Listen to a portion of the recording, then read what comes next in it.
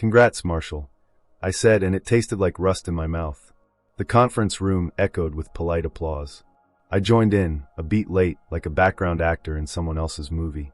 "My name's Elliot Rowe, I'm 43, and I just watched 9 years of my work get handed to a 26-year-old who still asked how to forward emails."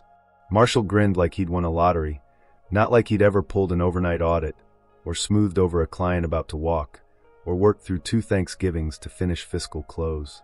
The room smelled like burnt coffee and dry erase markers. My manager, Carla Dunstan, stood at the head of the table like a game show host announcing a prize. "Marshall's going to bring some fresh vision to the Director of Financial Systems role," she said. "I know you'll all support him as he steps into leadership." Leadership.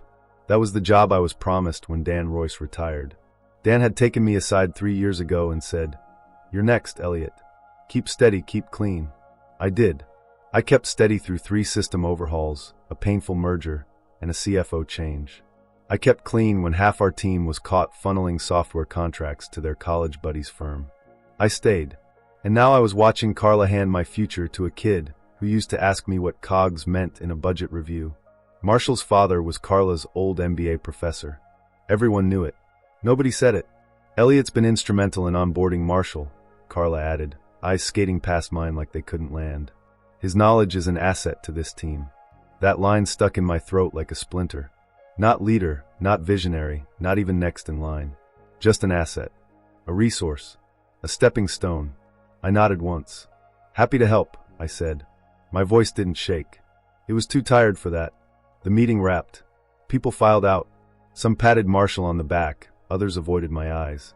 I picked up my pen and notebook, same ones I'd carried through 4 budget cycles. My fingers were still, but something inside me wasn't. It was like that moment at 2 a.m. when you sit bolt upright in bed and finally understand the thing that's been making your chest tight for months. Carla lingered by the whiteboard. As I turned to leave, she called out, "Elliot, can you stay a sec?" Of course. I could always stay. The room emptied. She leaned back against the table, folded her arms. "I know this might feel sudden," she said, "but Marshall has the kind of energy this department needs. You understand, right? It's not personal." I looked at her, really looked at her. Carla was 49, sharp suits, and even sharper instincts. She'd been passed over herself once. That was the story she told me over beers when we both worked till midnight during Q4. Back when she still saw me as a peer. "Sure," I said. "I understand." She smiled, relieved. "I knew you'd be professional about it. You've always been that guy, Elliot." That guy. The one who kept it together. The one who trained the new kid, smoothed the rough edges, made the company run quietly behind the curtain. The one who never raised his voice, never made it awkward. I left the room and walked back to my desk. Same open floor plan. Same recycled air. Same coworkers pretending they weren't watching. I sat, logged in. The screen greeted me with a dozen unread emails. I stared at them, unmoving. I started at Stonebridge Analytics in the fall of 2014, 3 weeks after my mom died of a stroke. I was wrecked, but the job needed doing, and Carla needed someone who could fix broken processes and make sense of half-finished spreadsheets. She said, "I need an adult in this room." I became that adult. I worked every holiday season, missed my brother's wedding because we were closing Q2 late. I ran numbers no one else understood and wrote macros that saved the team 40 hours a week. Carla said I had executive patience. Dan called me future material. Now I was just past material. A rustle behind me. Marshall walked past, grinning at someone over his shoulder. I watched him go, his shiny new badge swinging from his belt loop. I exhaled through my nose, and something inside me finally said, "Enough." 3 days passed. Marshall moved into the glass-walled office that used to be Dan Royce's. He brought in a standing desk and one of those Zen sand gardens. Carla introduced him to clients I'd personally onboarded, and he nodded like he'd built the business from scratch. He started asking me to loop him in on calls I used to lead. He'd CC me on his calendar invites, then forward me agendas with lines like, "Elliot, can you speak to this? Would love your insights here." Insights. That's what people ask for when they want your labor, without your name on the slide deck. I stayed late Thursday night. Quarter close. The office was mostly empty, just me, the cleaning crew, and the buzz of vending machines. I was headed to the break room for another cup of terrible coffee when I heard voices coming from Carla's office. The door was cracked. The light was on. Her voice was low, controlled. The board's already asking why we passed on Elliot. Another voice. Male. Older. Kevin Sims, our CFO, rarely in the building. He's qualified, Kevin said. And he knows the systems better than anyone. You said he was your pick. A pause. Papers rustling. Then Carla again. Elliot's a rock. I trust him with everything. But he's not the face I want in front of investors. Not flashy. Not modern. Marshall's got the degree. The look. You mean the age, Kevin said flatly. Carla didn't respond. Then, we need to evolve. This department needs new blood. And Elliot? Kevin asked.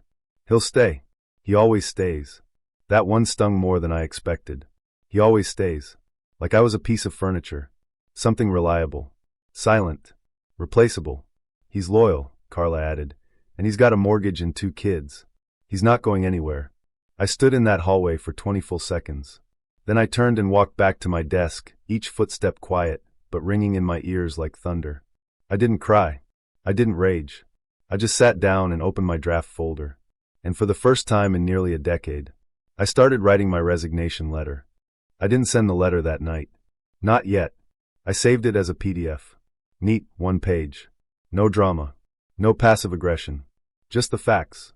I am resigning my position as Senior Finance Systems Analyst, effective 2 weeks from today. I closed the file, shut down my laptop, and drove home in silence. At a red light, I looked at my hands on the wheel. They weren't shaking. I was calm, unnervingly calm, like the water before a storm. My son, Caleb, was still up when I got home. He was 11, curled on the couch watching old episodes of Mythbusters. I sat beside him, half listening as they blew something up in slow motion. Hey Dad, he said. Do you ever get mad at work? That one caught me. I looked at him. He wasn't even looking up. He asked it like he'd been saving it. Quiet. Curious. Sometimes, I said. But you never show it? I thought about Carla's voice behind a half-open door. About Marshall smiling like a brand new employee of the month. About being invisible until they needed something fixed. I used to think not showing it made me strong, I said. Caleb nodded slowly. I think it still does. But maybe not all the time. I didn't sleep much that night. But by morning, something had crystallized. I wasn't going to rage quit. I wasn't going to slam doors or deliver monologues. I was going to leave well, and take everything that was mine with me. Over the next week, I watched Marshall closely. He was good at managing up. He knew how to talk in big, empty words that sounded important. Synergy, scalability, strategic alignment. But when it came to actual operations, he was clueless. I found him in the copier room on Tuesday, frowning at a quarterly reconciliation sheet. What's FMD variance mean? He asked. Fixed maintenance delta, I said. Usually shows up when we delay system rollouts, but still bill vendor hours. Right. That's what I thought. No, it wasn't. He nodded, then left the papers on the printer and walked out. I took them, filed them correctly, and said nothing. By Friday, I had reconnected with 3 old colleagues, people I'd worked with back before Stonebridge, people who'd gone on to build things. One of them, Nick Rosario, had launched a finance tech firm in Denver. Another, Mei Lin, was consulting for mid-size investment groups out of Portland. Both of them had asked the same question. Wait, are you looking? It turns out when you do invisible work, the people who understand it most are the ones who've had to build without it. I submitted my resignation Friday afternoon at exactly 4:15 p.m. I knocked on Carla's door. She was reviewing vendor spreadsheets. Got a sec? Sure, she said without looking up. I handed her the envelope. Her eyebrows furrowed. She opened it, scanned, and then her eyes lifted slowly to mine. You're resigning? Effective 2 weeks from today. She stood up. Elliot, this is sudden. Not really. Is this about Marshall? She asked, as if the word Marshall wasn't radioactive in this room. I said nothing. Look, I know that didn't go how you wanted, she said, softening. But this department needs you. I needed this department, I said quietly. And you needed me until someone shinier came along. She bristled. Don't throw away 9 years over this. Be smart. I nodded. That's exactly what I'm doing. I didn't expect applause when I quit, but I didn't expect silence either. Carla didn't try to talk me out of it again. She blinked hard, nodded once, and said, Let's keep this professional. No thanks. I'd spent 9 years being professional. Now I was just being honest. Back at my desk, Marshall was still typing like he was solving global economics. I sat across from him and said, "You're going to want to schedule time with me next week." "Oh, sure. What for?" "Your job." He laughed, then looked at my face. I didn't laugh. That weekend, I pulled out my personal laptop and started cataloging every process I'd created. Month-end close protocols, reconciliation workflows, vendor audit prep, workarounds for bugs in our financial software nobody even knew were bugs. I didn't take anything. I just remembered. Because it wasn't theirs. Not really. Monday morning, Marshall beat me to the office. He looked up from his desk with the face of a man who had just realized how many acronyms he didn't know. "Quick question," he said. "What's our default process if NetSuite goes down mid-close?" I looked at him. "You mean the blackout failover?" "Yeah, we have one." "We do. And you'll need it next week. There's a 30% outage risk when the update rolls out." "How do I?" "I'll show you." He looked like someone who'd just discovered the ocean has no bottom. I didn't do it for him. I did it for the team. For Caleb, really. Because one day he'd be in an office like this. And I wanted him to know that leaving doesn't mean setting fire to everything. By Wednesday, clients started calling. Pamela Quince, CFO of a logistics firm we'd served since 2017, left a voicemail that started with, "Please tell me this is a joke." She'd gotten Marshall's introduction, email, and immediately panicked. He sent me a template with our names spelled wrong. He called us a distribution company. We'd been managing her logistics accounts for 6 years. Then Benji Wexler from Clearview Ventures called. "Elliot, are you still involved? Because we're reviewing our vendor relationships this quarter. I'd hate to make changes, but..." They didn't say it directly. But I heard it loud and clear. "We trusted you. We don't trust them." Carla called me into her office late Thursday. She looked tired. Her blazer was wrinkled, something I'd never seen. "Look," she said, "I get that you're upset. But this isn't helpful." "What isn't?" "Clients calling me. Questioning stability." I said nothing. "We need to project confidence," she added. "Then promote someone who inspires it." She winced. Just slightly. Then changed tactics. "You've built a lot here. Your fingerprints are on everything. But we can't move forward with clients thinking we're falling apart." I stood. "Then maybe you should have thought about that before giving the keys to a kid who doesn't know how to drive." By Friday, I had an offer from Nick Rosario's firm in Denver. 25% higher salary, a leadership role, and most importantly, agency. I didn't even blink. I just said, "I'm in." My last day at Stonebridge was quiet. I wore the same navy shirt I wore on my first day. No speeches.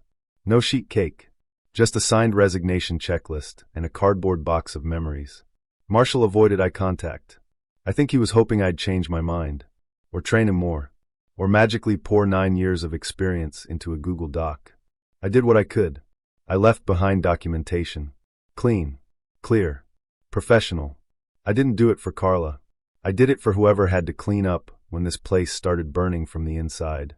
At 4:57 p.m., I dropped my security badge on Carla's desk. She didn't look up right away. "You sure about this?" she asked quietly. "I was sure the moment you said I wasn't the face you wanted." She flinched. Not because it was cruel, but because it was true. "Good luck," she said. It sounded like an afterthought. "You'll need it more than I will." I left the building without turning back. 3 months later, I was in Denver, standing in front of a whiteboard, planning a system overhaul that would save Rosario and company $500,000 in Q3. My team listened when I spoke. My ideas went into the slide deck, under my name. Clients followed me. Clearview Ventures, Quince Logistics, 3 others. Not because I begged, because they trusted my work. Then came the email. Subject line, Stonebridge press coverage, FYI. I clicked. The headline read, Stonebridge Analytics loses key accounts amid leadership shakeup. Marshall had resigned. Carla had been reassigned to a non-client-facing role. The article cited gaps in knowledge retention and a critical skills vacuum following staff exits. There was a quote from Pamela Quince. "The people we trusted left. What we were promised no longer matched the service we received." I stared at that sentence for a long time. 2 weeks later, I ran into Marshall at an industry conference in Scottsdale. He was standing alone at the coffee station, stirring sugar into an untouched cup. "Elliot," he said, "didn't expect to see you here." "I work in the industry," I said with a half smile. He nodded, embarrassed. "I owe you an apology." I waited. I wasn't ready for that job. I thought I could fake it until I figured it out. I couldn't. That wasn't your fault, I said. You were offered something you didn't earn. You said yes. Most people would. He looked relieved and ashamed. You still mad at me? No, I said. I was never mad at you. Just disappointed in who put you there. He exhaled. I'm back in school now. Data analytics. Trying to actually learn it this time. Good. That's where it starts. The last time I spoke to Carla was through a recruiter. She had listed me as a reference, apparently seeking a position with a regional investment group in Texas. I declined the call. Some stories don't need an epilogue. Some bridges don't need rebuilding. In the end, they thought I'd stay because I always had. They thought I'd accept less because I always did.